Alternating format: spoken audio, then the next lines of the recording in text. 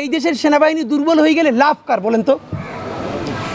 এই দেশ সেনাবাহিনী যদি দুর্বল হয় লাভ কার আর লস কার? লস হইল বাংলাদেশের, লাভ হইল প্রতিবেশী দেশের। সেনা বিরোধী আর একটা চক্রান্ত শুরু হয়েছে। সেনাবাহিনী 101টা সমস্যা পেলে আমরা ইনকিলাব মঞ্চ থেকে সেনাবাহিনীর সম্বন্ধে যত কথা বলছি, বাংলাদেশের কোনো রাজনৈতিক দলও সাহস নিয়ে এত কথা বলে নাই।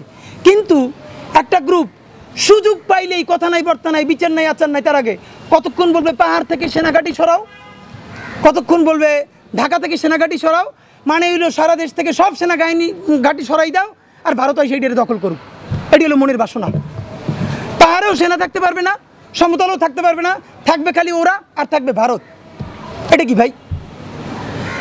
গঠনমূলক সমালোচনা করেন, কোন জায়গায় ইস্যু সেইটা অ্যাড্রেস করেন। মন চাইলে সেনাবাহিনীর উস্কাই দিলে, শত কথার মধ্যে একটা কথা বলি আপনাদেরকে, এই দেশের সেনাবাহিনী দুর্বল হয়ে গেলে লাভ কার বলেন তো? এই দেশ সেনাবাহিনী যদি দুর্বল হয় লাভ কার আর লস কার? লস হইল বাংলাদেশের, লাভ হইল প্রতিবেশী দেশের। সুতরাং এই টোনে যারা কথা বলে এদেরকে বাংলাদেশের মানুষ যাতে চিনতে ভুল না করে তাদের প্রতি বিনীত অনুরোধ জানাই রাখি। নতুন আর একটা ফাতরামি শুরু হয়েছে। এই ফাতরামিটা 1 বছর ধরে এই সুশীলরা করতেছে।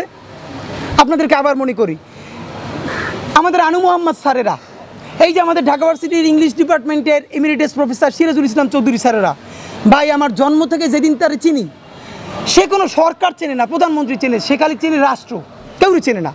রাষ্ট্র খারাপ, রাষ্ট্র এইটা করছে, রাষ্ট্র এইটা করছে।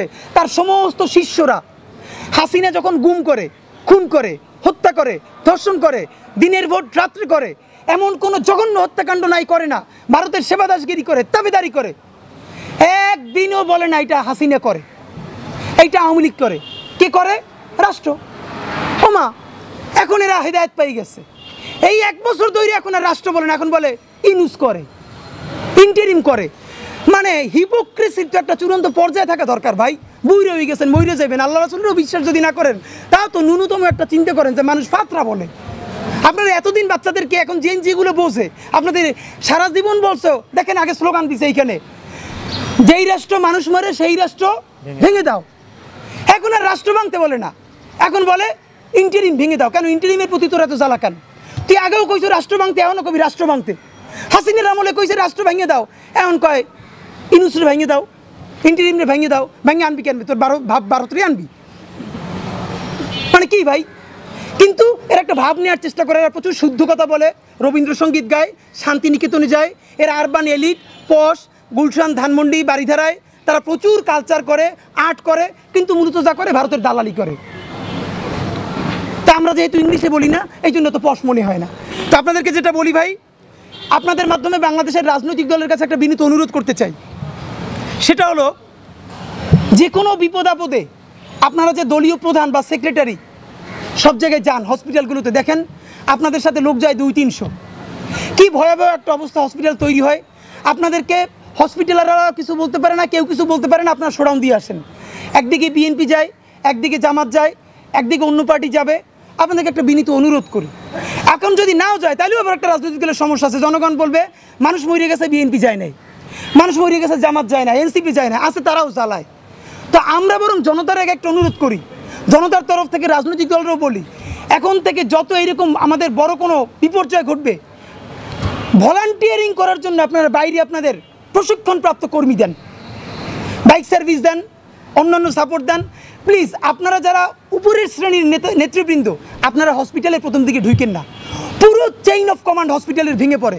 আরে ভাই, আইসিইউতে ঠেইলে পর্যন্ত 20 জন চলে যায়। আইসিইউতে ইনফেকশন হইলে আপনার তো এই দায় নেওয়া লাগবে, কিন্তু ডাক্তাররা ভয় আপনাদেরকে বলতে পারে না।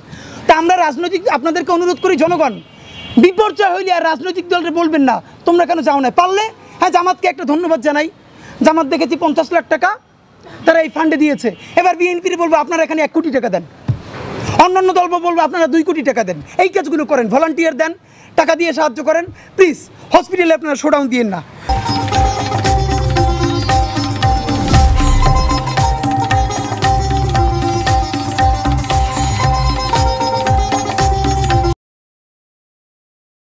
আমরা আমাদের সামরিক খাতকে বিশ্বের শ্রেষ্ঠ সামরিক খাতের একটা বানাইতে চাই, কিন্তু আপনাদের না খেয়ে হলেও, একবেলা খেয়ে হলেও আমাদের অত্যাধুনিক সামরিক সক্ষমতা বাড়াইতে হবে। বাংলাদেশের আকাশ প্রতিরক্ষা বলতে লিটারারি কিছু নাই, আমাদের অত্যাধুনিক আমাদের আকাশ প্রতিরক্ষা লাগবে, বিমান লাগবে, যুদ্ধ বিমান লাগবে, আমাদের নৌ প্রতিরক্ষা লাগবে। যদি আপনারা কোনো করাপশন ছাড়া, দুর্নীতি ছাড়া প্রমাণ করতে পারেন, মানুষকে বুঝাইতে পারেন যে আমরা এখন সব থেকে বড় যুদ্ধ বিমানগুলো কিনবো, কিন্তু 1 টাকাও দুর্নীতি করব না, আমরা বলতেছি বাংলাদেশের স্বাধীনতা, সার্বভৌমত্ব এবং এর জমিনকে বাঁচানোর জন্য আমরা যখন জীবনই দিয়ে দিতে চাই, তখন একবেলা না খাইয়া হইলেও আমরা আমাদের সামরিক খাতকে বিশ্বের শ্রেষ্ঠ সামরিক খাতের একটা বানাইতে চাই। কিন্তু আপনাদেরকে প্রমাণ করতে হবে, বিমান বাহিনী, সেনাবাহিনী, নৌবাহিনীকে, যে আমরা যুদ্ধ বিমান কিনতে গিয়া হাজার হাজার কোটি টাকা করাপশন করব না। এইটা আপনাদেরকে প্রমাণ করতে হবে। আপনাদের মাধ্যমে সর্বশেষ বলতে চাই, আমাদের যেই ভাইয়েরা শহীদ হয়েছেন, এখনো আহত আছেন, বিমান বাহিনী আপনাদের আগের অফিসাররা হাজার হাজার কোটি টাকা মাইরে খাইছে, ওই টাকাগুলো উদ্ধার করেন। প্রত্যেককে সর্বোচ্চ সাপোর্ট দিতে হবে রাষ্ট্রীয়ভাবে। নাম্বার 2, যারা আহত আছেন সর্বোচ্চ চিকিৎসা করতে হবে, প্রয়োজনে বিদেশ নিয়ে যেতে হবে। এবং চূড়ান্ত কথা হইল, যেই কথাটা অনেকে বলে নাই, যে লোকালয় থেকে এখান থেকে উঠেই নিতে হবে। দেখেন, এইটার ব্যাপারে বিমান বাহিনীর প্রধান একটা বক্তব্য দিয়েছেন। তিনি বলেছেন, বাংলাদেশের গুরুত্বপূর্ণ যে অফিস আদালত, যেগুলো বহির্শত্রুর আক্রমণ যদি ঘটে কোনো দিন, সাথে সাথে সিকিউর করতে হলে এইখানে এই ঘাঁটি লাগবে। চিটাগাং থেকে, যশোর থেকে আইসা সেটা রক্ষা করতে পারবে না। এখন আমরা ইতিমধ্যে জেনেছি, নিশ্চিত না, আপনাদের মাধ্যমেও জানতে চাই, ঠিক স্কুলের যে বিল্ডিংটা, এই পাতটা নাকি বিমানের এই চলার পাত, এইখানে এই বিল্ডিংটা নাকি বৈধ ছিল না। আমরা আপনাদের মাধ্যমে নিশ্চিত হতে চাই, মিডিয়ার ভাইয়েরা প্লিজ আপনারা অনুসন্ধান করেন যে হাসিনার আমলে আসলেই ভিন্ন কোনো লেনদেনের মাধ্যমে জোর করে এই বিল্ডিংটা করা হলো কিনা। তাহলে এই স্কুল কর্তৃপক্ষকেও দায় নিতে হবে, কেন তারা জোর করে এখানে এই ভবন বানাইলো। আর অবশ্যই বাংলাদেশের বিমান প্রতিরক্ষা, আপনারা মানুষ তো মারছেন, এই পাইলটটার জীবন গেল, এইরকম ভাঙ্গারি জিনিস আপনারা কেমনি একজন উঠেই দেন ভাই? অ্যাক্সিডেন্ট তো ঘটতেই পারে, কিন্তু তাই বলে এরকম পুরনো মডেলের জিনিসকে আপনারা উঠাবেন? এই ব্যাপারে চূড়ান্ত কথা, অতি দ্রুত এইটার সাথে জড়িতদের বিচার করতে হবে, সকলকে ক্ষতিপূরণ দিতে হবে, এবং যারা আহত তাদের সর্বোচ্চ চিকিৎসার ব্যবস্থা করতে হবে।